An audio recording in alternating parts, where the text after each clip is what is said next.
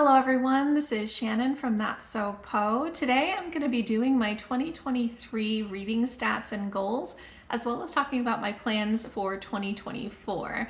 I had a lot of great things that I read this year, but I also love to look at the stats, so I have a ton of things to go over with you, as well as to just check in and see how did I do on my goals for 2023 and kind of what do I want to do this coming year. So first, let's take a look at how many books I read this year.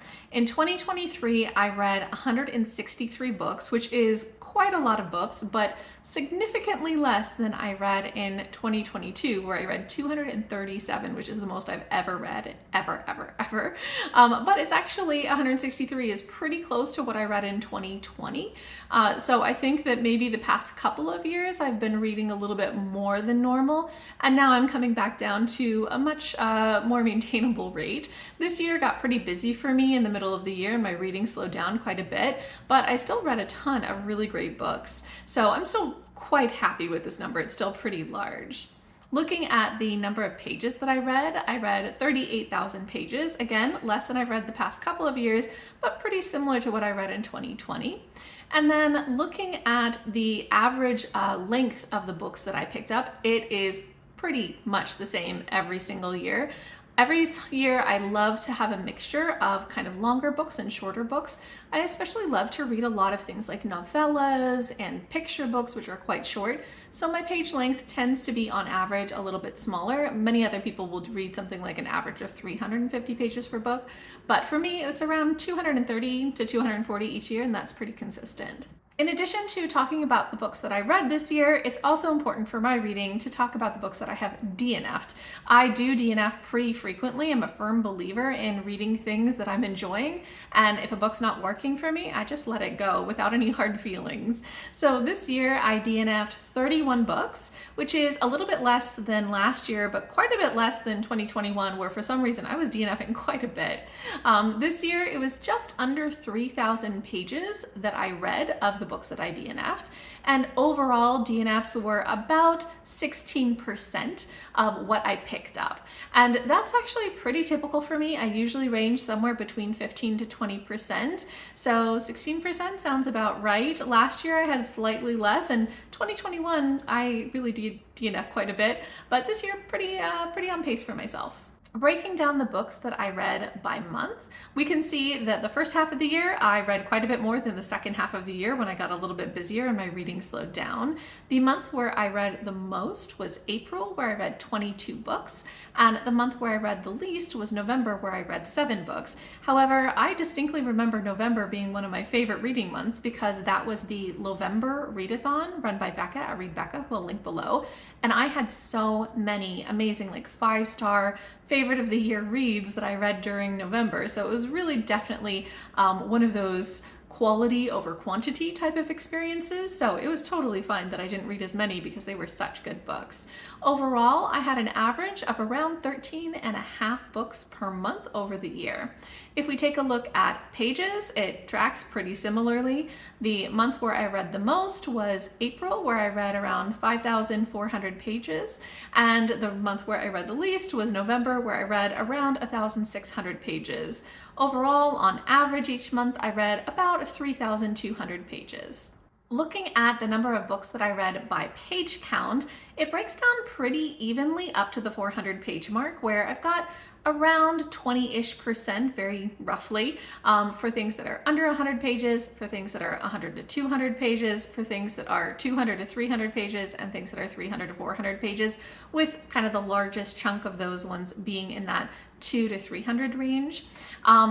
I read a few things that were longer, but not too many. About 8% of what I read was in that 400 to 500 range, and then very few things, only 3%, were larger than 500 pages. So I have a couple of larger reads, but the truth is I love things like novellas and picture books, and those are quite short. So that does form quite a large chunk of my reading. In terms of the shortest book that I read this year, I read quite a few picture books that were 32 pages, which seems pretty standard in the picture book world. But just to highlight one of them, I really loved Swimmers by María José Ferrada, illustrated by Mariana Alcántara, and translated from Spanish by Kit Maude. That was such a lovely picture book, and I really recommend it if you like picture books. The longest book that I read was The Kingdom of the Gods by N.K. Jemisin, which was 613 pages. Now looking at the star ratings that I gave books this year, this is pretty typical for me every year. I tend to really like the books that I finish, and as a note, this is only books that I finish, not my DNFs. We'll talk about those in a second. I really loved the books that I read. There were only a few books that were 2.5 or 3 stars, so just about 7% of my books were 3 stars or below. And then I had a chunk of books that were 3.5 stars, so about 10% of what I read. And then everything else, so about 80% of what I read was 4 stars and above, with almost 40% of those books being 5 stars. This is pretty typical for me. This is what I like in my reading. I really love the books that I finish, and it makes my reading life so happy to have this kind of higher star rating as my average. So if we look across the past few years, my average star rating is actually quite consistent. It's 4.3 something basically every single year. And it's always a little bit of a surprise to me to see how consistent this number is, but it just stays consistent. And I think it's because I'm actually pretty aggressive in my DNFing. And so really, if I'm bothering to finish a book, it's because I'm finding quite a bit of value in it. So let's also look at what my ratings would look like if I did include my DNFs. So if I included my DNFs as 2.5 stars, which I think is a reasonable fill-in rating for these, I don't rate my DNFs, but often the books that I stop reading are because they're just okay, or they could be bad. So anything that's like feeling like it's 3.5 stars or below, I tend to let go of more easily. So 2.5 is a good fill-in rating for me. This brings my 2.5 stars up to 17-18%, which is quite a bit more significant. If we look at how that affects my average rating, it does bring it down quite a bit. So from that 4.3, it brings it down to 3.6, which is maybe more in line with how a lot of other people have their average ratings for the year. And so I'm quite glad that I DNF those books, because I think that I end up with a more enjoyable reading year for letting those ones go. Now let's move on to talking about how many books I read that I owned versus how many I borrowed.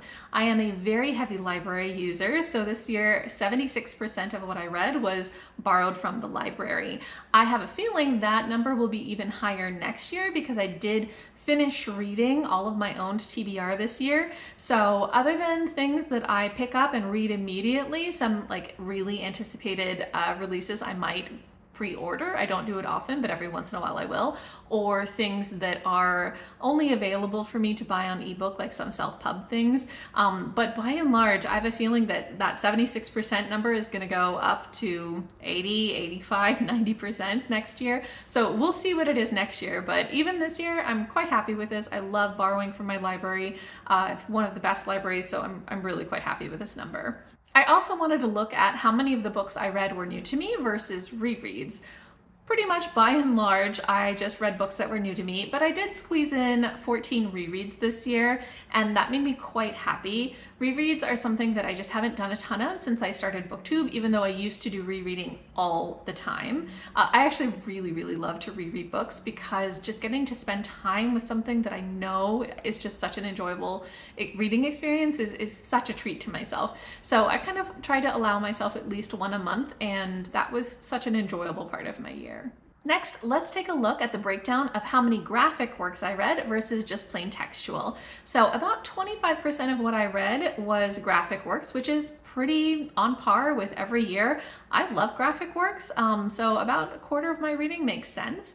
If we look at the number of pages that I read that were from graphic works, it's a bit less. Often graphic works are shorter, especially since I read a ton of picture books, which are quite short. So only about 15% of what I read was actually graphic works. So I still had 32,000 something pages that I read that were just regular novels and novellas and things like that. Looking at another formatting stat, the percent of audiobooks that I read this year was about 7% of my overall reading. I don't tend to read a lot of audiobooks, but I do especially enjoy nonfiction or memoirs on audio, so I picked up a couple, even if the vast majority of what I read was with my eyes. And one last formatting chart is looking at just the type of books overall that I picked up. So the vast majority of what I read is novels or novellas, but I also picked up quite a few collections, so short story collections or poetry collections. And then about 20% of what I read was, again, some sort of graphic form. So a picture book, a comic, or manga. But yeah, I really do like novels. That tends to be the majority of what I pick up, but it's fun to pick up other formats as well. Next, looking at the publication year of the books that I picked up, the vast majority of what I read was published in the past 2 years. I have a big focus right now on reading new releases, which means that that's where all of my reading time is going. So I read quite a lot in books that were published in 2022 as well as 2023. Looking back over the past few decades, I picked up some things here and there, and then I picked up just a couple of things that were classics. I had 2 books that were from the 19th century and 2 books that were from the first half of the 20th century, but really most of the reading that I'm doing is new releases.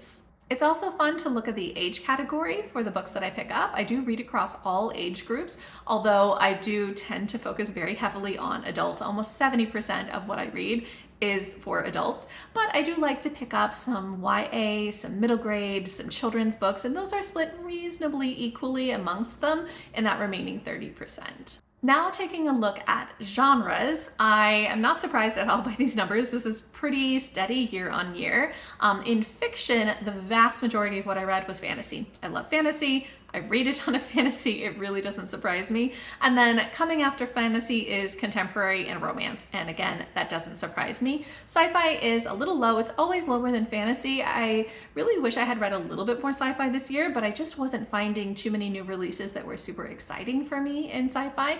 Maybe next year there will be even more, but for this year it was a little bit low. For nonfiction, I'm also not surprised. This is very similar year on year. The vast majority of what I read this past year was memoir, and I love memoirs, so it really doesn't surprise me that that's really what I focused on. I did read quite a few history books and quite a few self-help books. I don't always read a ton of self-help books, but this year I ran into some really good ones, so I quite enjoyed that. Next, let's look at the number of translated books that I picked up this year. So the vast majority of what I read was English language books, but about 10% of the books I read were translated, and I read 1 book in a foreign language, which was a manga that I read in Japanese. If we break down the languages that these translated books came from, a good chunk of them were from Spanish. I think that's because I picked up a bunch of things by María José Ferrada, who's a Chilean author. I discovered her this year and just read everything I could get my hands on. But I also picked up books that were originally written in Arabic, Japanese, Korean, Portuguese, Russian, and Swahili, plus some that had multiple languages that they were translated from, so collections. Looking at where the authors are located, I like to break this down into sort of a domestic category, which I count as US, Canada, and UK, versus international, which is every other country. I find that the vast majority of what I read is in this sort of domestic category, so 80%, but I did still pick up a chunk of books that were outside of those normal countries where it's so easy to get recommendations for books. If we break this down a little bit further, looking at the domestic book category, still the vast majority of these are from the US, but just under 20% of them were from the UK, and just under 20% for Canada as well. Looking at the countries for the international authors, good chunk of these are from Chile, again, María José Ferrada. Also, a good chunk of these are from New Zealand, probably Andy C. Buchanan. I know I read quite a few of their works this year. Quite a few of these are just from multiple countries, especially for collections, that's really common. But some of the countries I read from this year, Argentina, Australia, Egypt, Ireland, Japan, Korea, Mexico, Russia, and Portugal. Now looking at some stats about the identity of the authors, and just as a caveat, this is always something that's a little bit hard to determine, so I've done my best, but these numbers are going to be fuzzy. Looking at gender, the majority of what I read, so 60% is by women, just over 20% is by men, around 10% is by non-binary people, and then just over 6% is by authors of multiple genders. We can also break this down looking at how many of these authors are cisgendered versus trans, and about 15% of what I read was by trans authors. Taking a look at race, around 60% of what I read this year was by BIPOC authors, and I can compare that to the past few years, where in 2021 I did a little bit better, but 60% actually seems to be fairly consistent with me. I'd love to get that number up a little bit higher, but it's not a bad number. I also read a chunk of books that were by queer authors or featured queer main characters. This year it was around 32%, which is higher than last year, which makes me happy, and is even higher than I had in 2020, which was quite a bit lower, so that's great progress. Similarly, I read a chunk of books that were by disabled authors or featured disabled characters this year. It was just over 16%, which is a little shorter than what I read the past couple of years. So I would have loved it if that had been a little bit more, but it was still a pretty reasonable amount. Okay, so now let's talk about my 2023 goals. I had quite a few goals for 2023, and I have some stats to go over with you on them. So first, I had 5 primary goals that were all related to the breadth of my reading. So I wanted to read 65% BIPOC, 30% queer, 15% disabled, 20% international, and 10% translated books. I did okay on these. Some of these I met, some of these I fell a little bit short on. So for the BIPOC authors, this is the one that I fell the most short on. I read just over 60%, so almost 5% short of this goal. I would have really liked to get to 65%, but I just wasn't picking up enough books by BIPOC authors. So that's definitely something to keep in mind for myself. I do struggle with this number just a little bit. I did do better, however, on the queer books. For this, I got almost 32%, so just a couple percent over that goal. Similarly, I got just over on the disabled books, so I got just over 15%, so I met that goal as well. However, for international, I fell a little short on this one. I had just over 18%, so a couple percent short on this. But for the translated books, I did meet this goal. And for this goal, I'm really including both translated and books written in a foreign language. So that number becomes 11%. And yeah, that made me really happy. So even if I didn't read quite as many international books as I wanted, I did read quite a few translated. So I'm happy with that.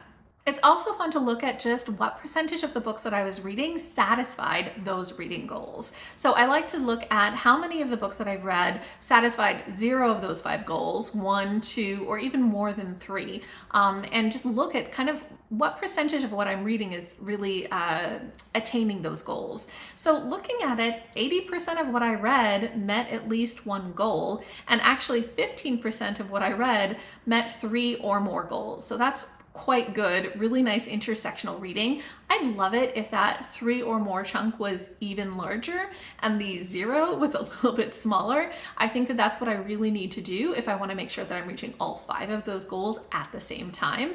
But still just kind of keeping my eye on this and working on it and trying to read more intersectionally as I go. In addition to those sort of 5 official goals, I also had some just reading priorities for the year. One of them was TBR 0. So if you saw, I posted a video a few days ago, and I did reach TBR 0 in 2023, which made me so happy. Basically, I started 2023 with just 8 books on my TBR. And I managed to get through all of those this year. That was a really great thing. I love having those books off of my shelves and just kind of having the freedom to borrow whatever I want from the library without feeling the guilt of, oh, I should be getting to the things I already own.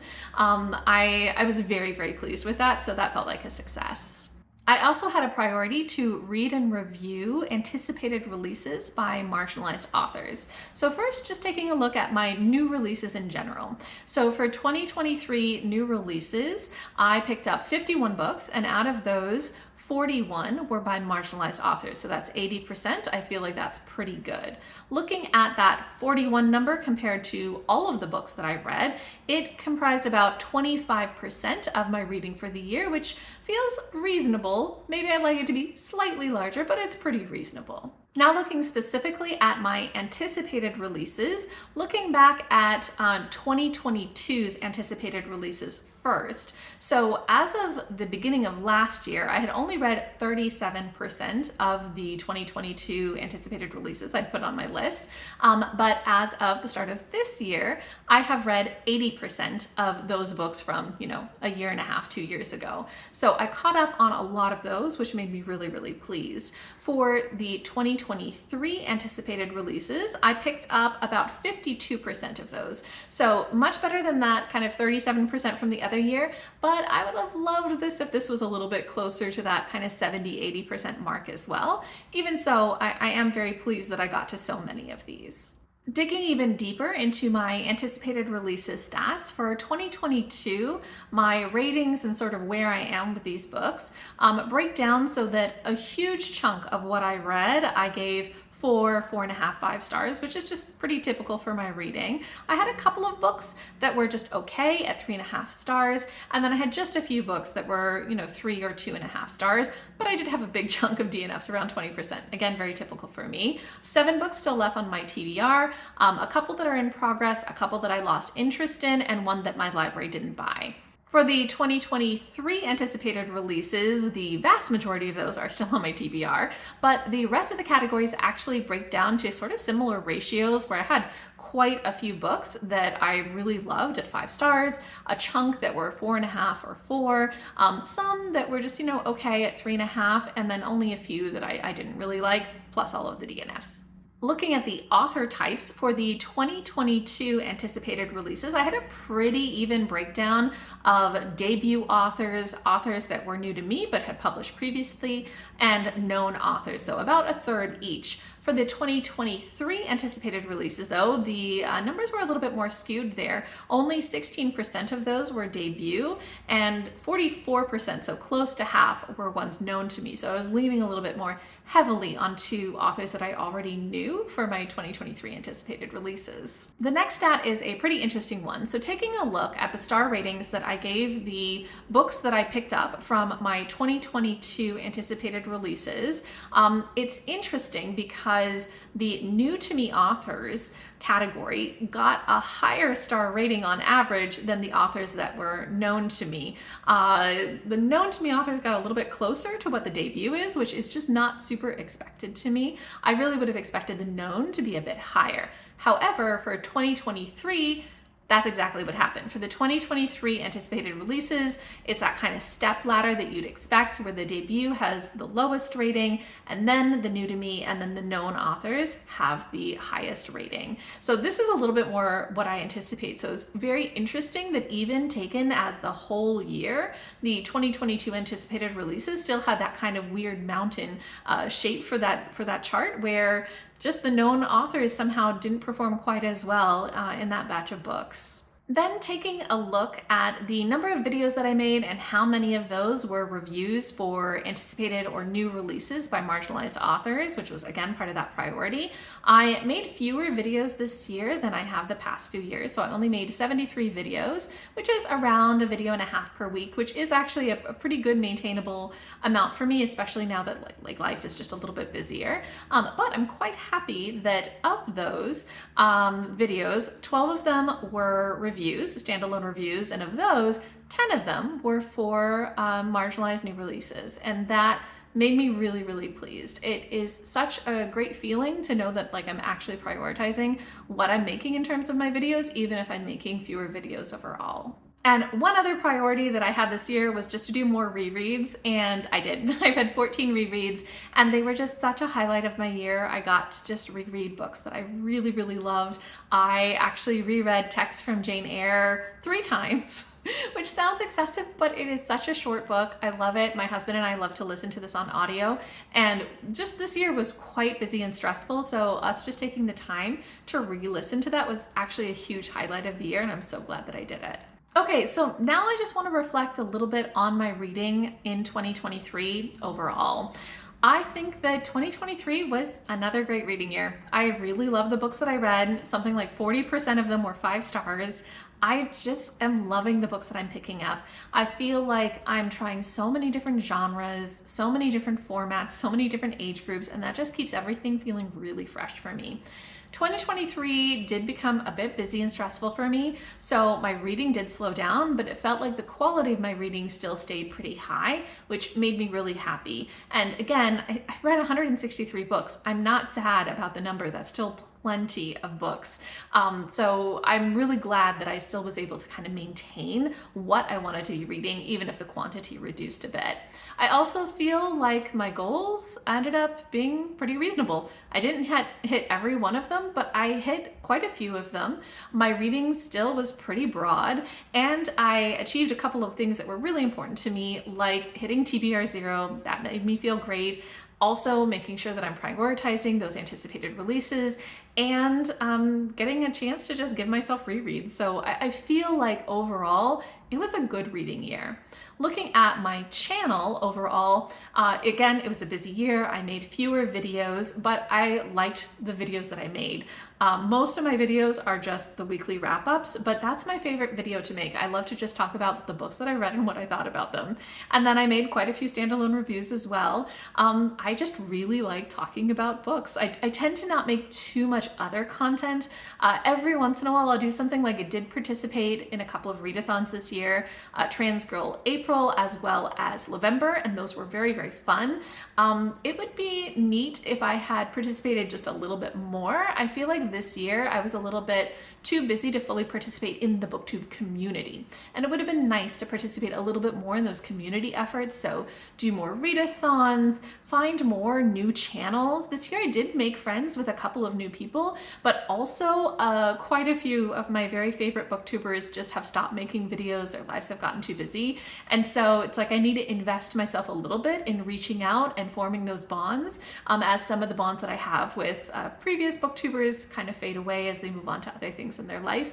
So yeah, I think that I would have liked to have been a little bit more involved in the community, but I was glad for the things that I did do, such as those readathons. Okay, so that's how 2023 went for me. I also want to talk about 2024 and what my plans are for this year of reading. So I was thinking about this and thinking about kind of what goals do I want to set, and then I realized, you know what? Not only was 2023 a little bit stressful and busy for me, but 2024 is probably going to be as well. And I thought it might be nice to just take it easy for a year. Since I joined BookTube something like 5 years ago, I have been really pushing for a lot of growth in terms of what I'm reading and what I'm trying, and I've made huge strides. I'm so proud of the way that I have just explored all kinds of genres and books and authors and things that I never would have tried before, and I'm really making sure that I'm going out and searching for new things that interest me. So I love all of that. But also, it's a good idea to take a rest year. I'm fine with just chilling for a year. Also, Tori at Tori Morrow, who I'll link below, decided to do kind of a no goals year in 2024, and I just thought, you know what, that's such a good idea. That is such a good idea. So this year I'm gonna just take it easy. I'm gonna do a no goals year. I'll still be tracking like all of my stats, so I'll have an idea of, you know, how am I doing in terms of those different categories that I care about, but I'm just not going to hold myself to any goal, any number that I want to achieve. So probably all of those numbers will be lower in 2024, but I have made such, again, good strides in terms of where I'm sourcing books for my TBR that I don't think my reading is going to be horrible by any means. But I just want to reduce a little bit of the stress and make BookTube just that place that is a fun place for me. I want reading to be comfort and escape and enjoyment, not any sort of, you know, challenge where I need to grow as a person. Just kind of have an easy year. I think that'll be really good for me. Okay, so that wraps up all of my stats from 2023, as well as just kind of how my goals went and what I want to do for this next year. I would love to hear about your stats and your goals. How did you do on 2023? Any interesting stats you want to share? Did you hit your goals? Did you miss your goals? Did you just not set any goals? What are you planning for 2024? Are you going to be challenging yourself to grow in 2024 in your reading? Or like me, are you like, I just want a chill year and doing a no goals year? I would love to hear from you. Just leave me a comment down below.